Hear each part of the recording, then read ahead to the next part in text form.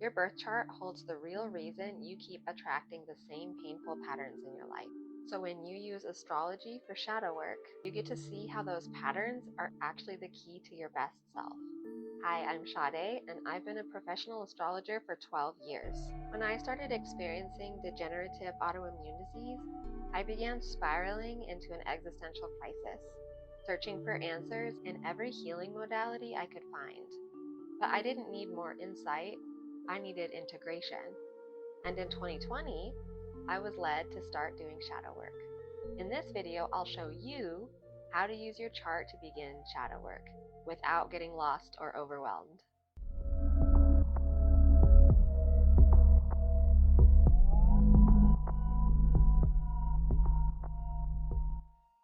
We're going to dive deep today, so pause this video, grab your notebook, and get comfy.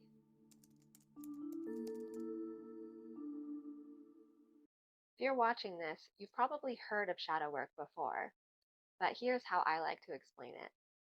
Our mind is like an iceberg. The tip sticking out of the water is our conscious mind. The rest below the surface is the unconscious, also known as the shadow. It's the part of ourselves we don't see, where we've hidden or buried aspects of who we are. We do this because at some point we learned that these parts aren't socially acceptable. Here's why that matters. Our mind works like a magnet. You probably saw the documentary The Secret, and you're familiar with the law of attraction, using your mind to get what you want in life. What they don't tell you is when you're trying to manifest something, you're doing it from your conscious mind, which is only a small fraction of your magnetic power, which is why manifestation doesn't always work for people. The majority of that power is the unconscious mind, and that's honestly not ideal at all. If like attracts like, and your most powerful force of attraction is the part of yourself that you've exiled and shamed, you're going to run into some problems. Shadow work is the process of making the unconscious conscious, of shining a light on those hidden parts so that you can reclaim them, integrate them, and stop living a life shaped by suppression, shame, and distortion. I'll go into much more detail about what shadow work is and the benefits in my next video. Make sure you subscribe so you don't miss it. Some people think shadow work is some sort of scary demon witchcraft, or that it's so overwhelming and uncomfortable that it's not even worth starting. The truth is, your shadow is made of something powerful that got shut down so people would like you better. And that's totally natural. It's literally wired into our DNA for survival. But once I realized that, my whole relationship with my insecurities changed. When I was a little girl, I was shamed for being a bossy know-it-all. I eventually stifled this part of myself because I discovered that it made people not like me and even shun me. I became a people pleaser instead, always diplomatic and playing the good guy at all costs. But when I started using astrology to understand my true self, I saw that my chart actually indicates a strong imprint for leadership and teaching. My Mercury is in Aquarius, so my communication style can be impersonal, rebellious, and hyperlogical. It's uncomfortable to relate to for some people because its very mission is to disrupt the status quo.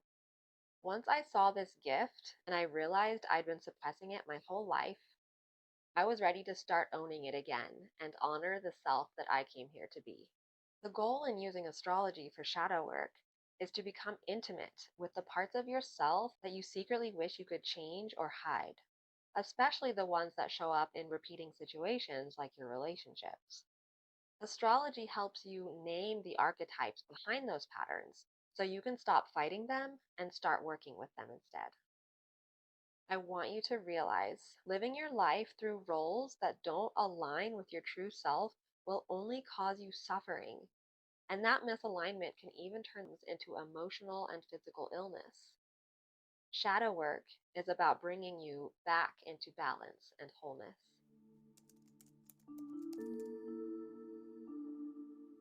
When you're interpreting your natal chart, It's so important that you make a conscious choice to pick the right kind of astrology for you.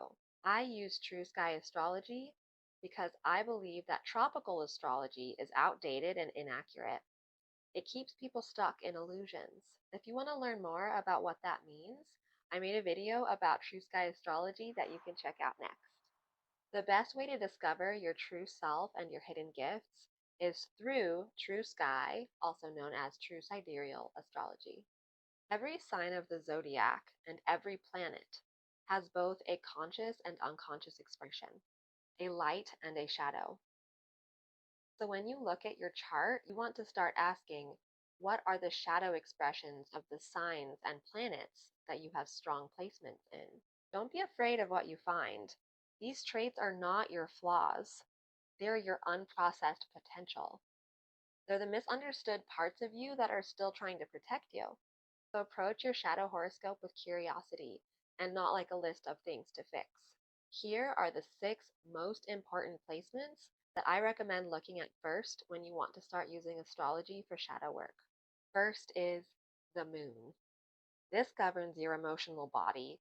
It's the internal narrator that shapes your experience of life, and it's the most active energy for you throughout your day. If you're a woman, it will also correlate with your menstrual cycle. Look at the sign and the house that your moon is in.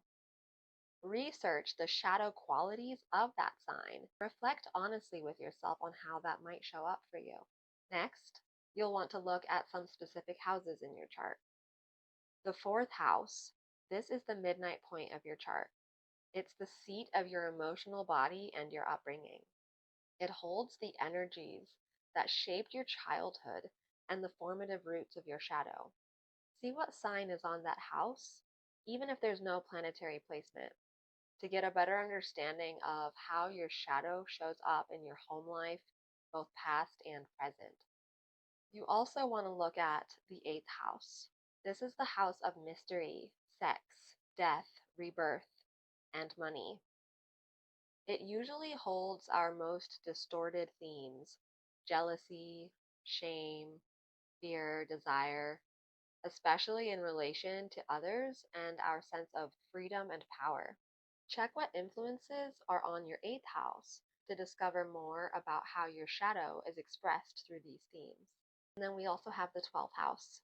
This is the house of the collective unconscious, the dream world, our spiritual and mystical life. The shadow here is often escapism, denial, unhealthy fantasy, or toxic religiosity and dogma.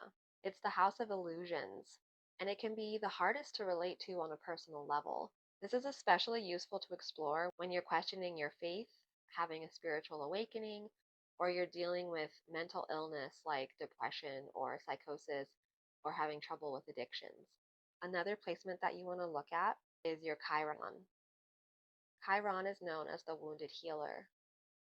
This shows where your deepest wounds lie, and also your greatest healing potential.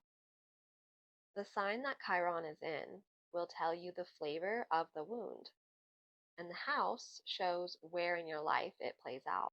For example, I have Chiron in Leo, so the shadow is wounding around self expression, being seen, and a conditional sense of self love. But the healing is found in the light aspect of healthy Leo energy, in reclaiming joy, creativity, and the spotlight in a way that feels authentic and playful. And then we have the planet Pluto, the farthest planet, and therefore the most unconscious.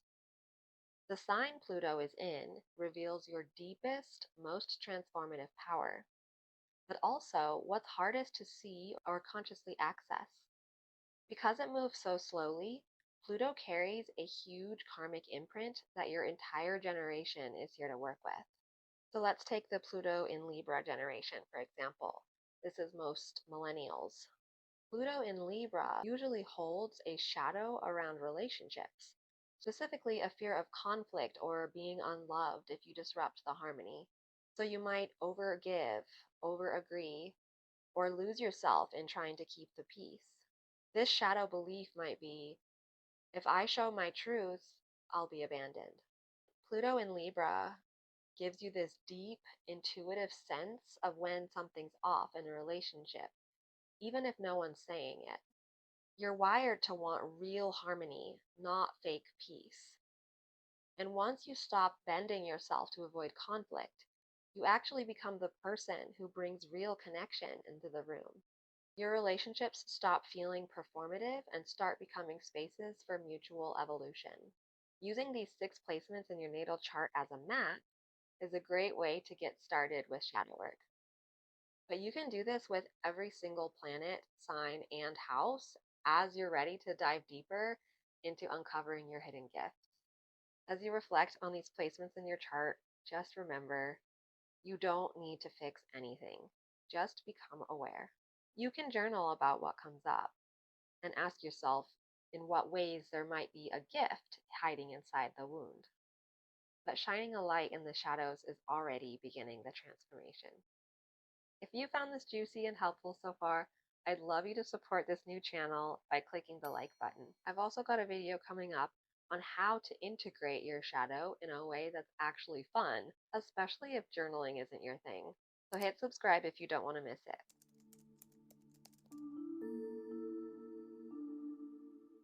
The biggest mistake that people make with shadow work is trying to fix what they don't like. I know not trying to change our shadow is easier said than done, but what I want you to do is to just stay present with it and notice when those patterns come up in your daily life.